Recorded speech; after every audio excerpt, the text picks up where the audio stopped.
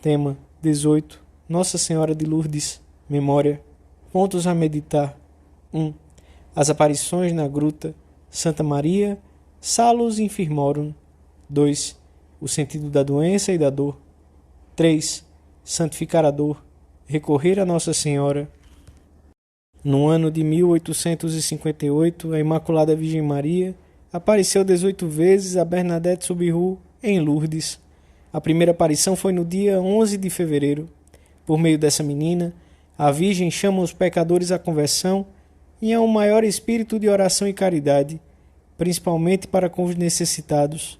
Recomenda a recitação do terço, oração por meio da qual recorremos a nossa Mãe como filhos pequenos e necessitados. Leão XIII aprovou esta festividade e Pio X estendeu-a a toda a Igreja. Bernadette foi canonizada por Pio XI em 1925. Pelo sinal da Santa Cruz, livrai-nos Deus, nosso Senhor, dos nossos inimigos. Em nome do Pai, do Filho e do Espírito Santo. Amém. Meu Senhor e meu Deus, creio firmemente que estás aqui, que me vês, que me ouves. Adoro-te com profunda reverência. Peço-te perdão dos meus pecados e graça para fazer com fruto este tempo de oração. Minha Mãe Imaculada, São José, meu Pai e Senhor, meu anjo da guarda, intercedei por mim.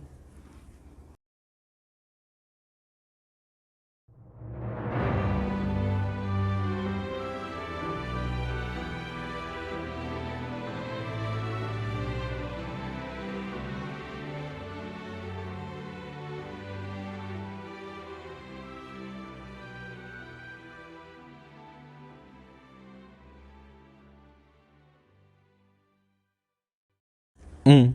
4 anos depois de ter sido proclamado o dogma da Imaculada Conceição, a Santíssima Virgem apareceu uma menina de 14 anos, Bernadette Soubirous, numa gruta perto de Lourdes.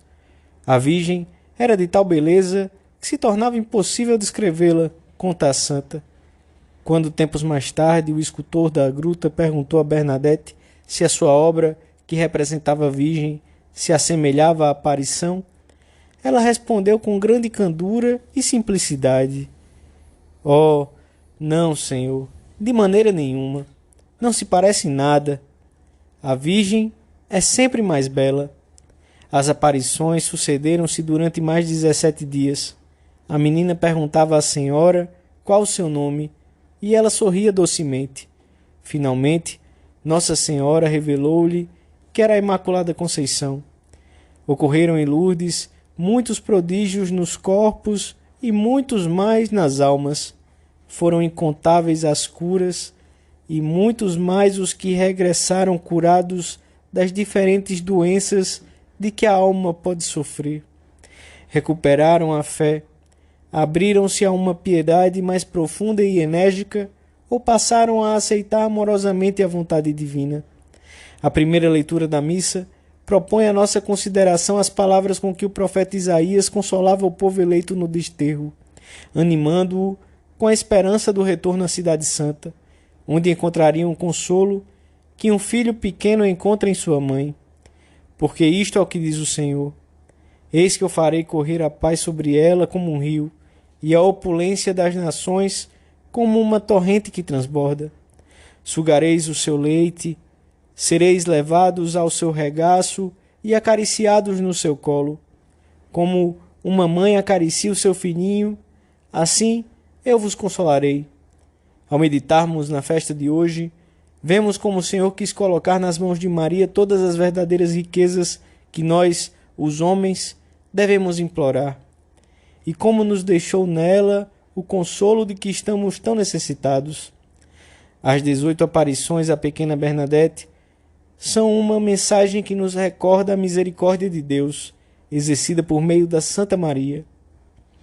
A Virgem mostra-se sempre como saúde dos enfermos e consoladora dos aflitos. Ao fazermos hoje a nossa oração, expomos-lhe todas as nossas necessidades, que são muitas. Ela conhece-as bem, escuta-nos sem termos de sair do lugar em que nos encontramos e quer que recorramos à sua proteção. E isto cumula-nos de alegria e de consolo. especialmente na festa que celebramos hoje. Recorremos a Maria como filhos pequenos que não querem afastar-se de sua mãe. Mãe, minha mãe, dizemos-lhe na intimidade da nossa oração, pedindo-lhe ajuda para todas as necessidades que nos afligem ou nos preocupam.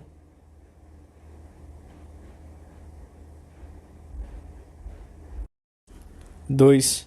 A Santíssima Virgem também quis recordar naquela gruta a necessidade da conversão e da penitência. A nossa mãe quis pôr de relevo que a humanidade foi redimida na cruz e que é atual o valor redentor da dor, do sofrimento e da mortificação voluntária. Aquilo que, com uma visão puramente humana, os homens consideram um grande mal, pode ser com olhos de bons cristãos um grande bem. A doença, a pobreza, a dor, o fracasso, a difamação, a perda do emprego. Em momentos humanamente muito difíceis, podemos descobrir com a ajuda da graça que essas situações de desamparo são um grande caminho para uma sincera humildade, abrindo-nos os olhos para a absoluta dependência de Deus em que o homem se encontra. A doença ou qualquer desgraça pode ajudar-nos muito a desapegar-nos um pouco mais das coisas da terra, a que talvez estejamos demasiado presos, quase sem o percebermos.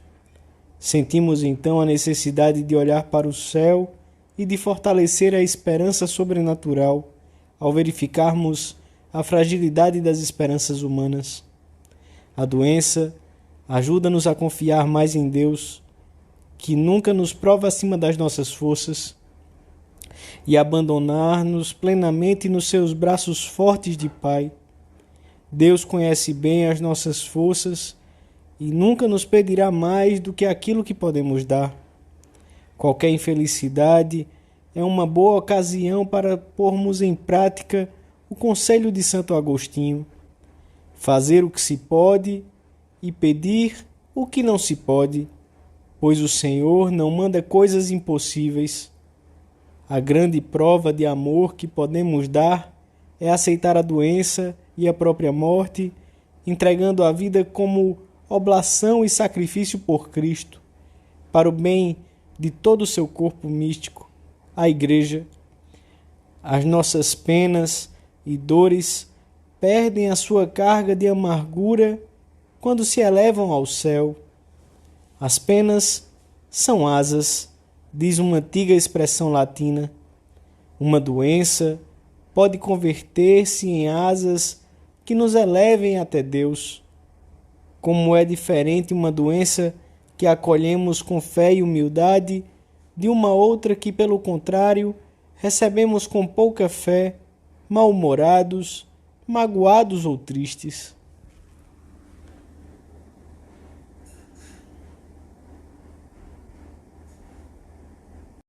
3. E estava lá a mãe de Jesus.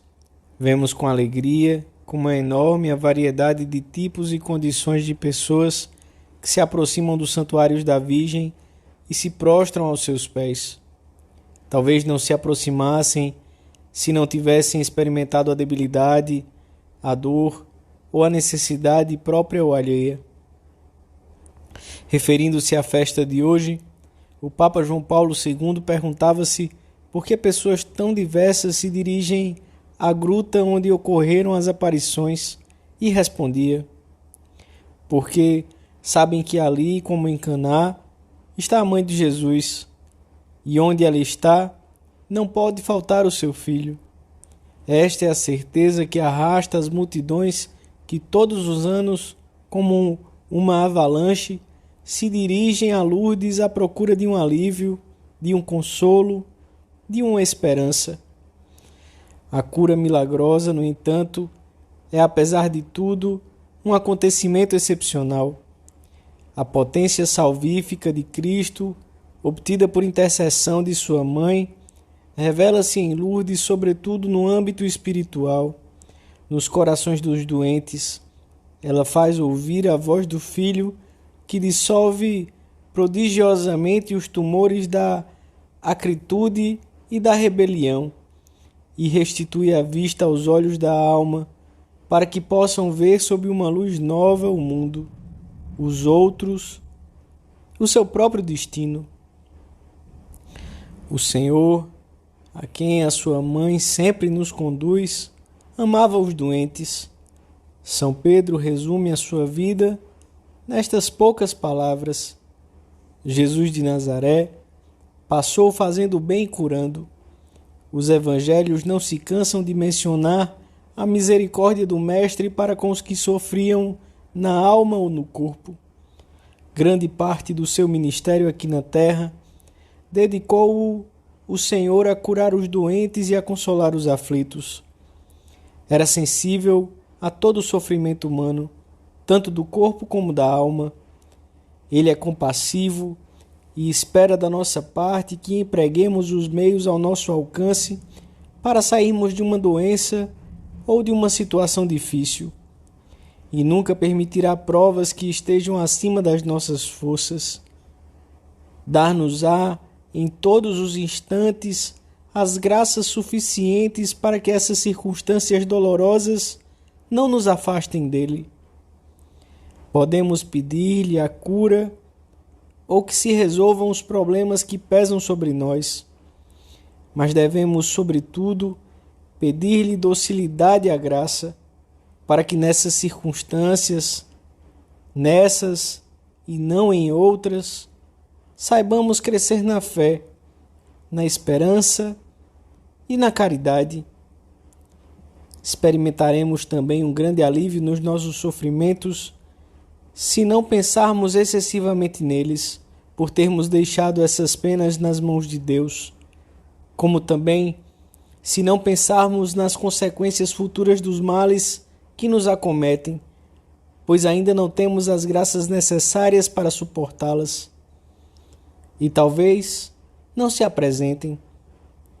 A cada dia basta o seu cuidado. Não esqueçamos que todos estamos chamados a sofrer, mas nem todos no mesmo grau e da mesma maneira. Cada um seguirá nisto a sua chamada, correspondendo a ela generosamente.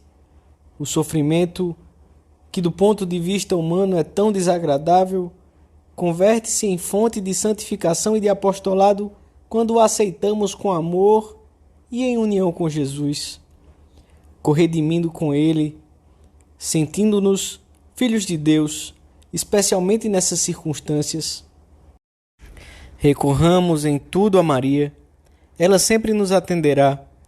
Alcançar-nos-á o que lhe pedimos, ou conseguir-nos-á graças ainda maiores e mais abundantes, para que dos males saibamos tirar bens, e dos grandes males, grandes bens.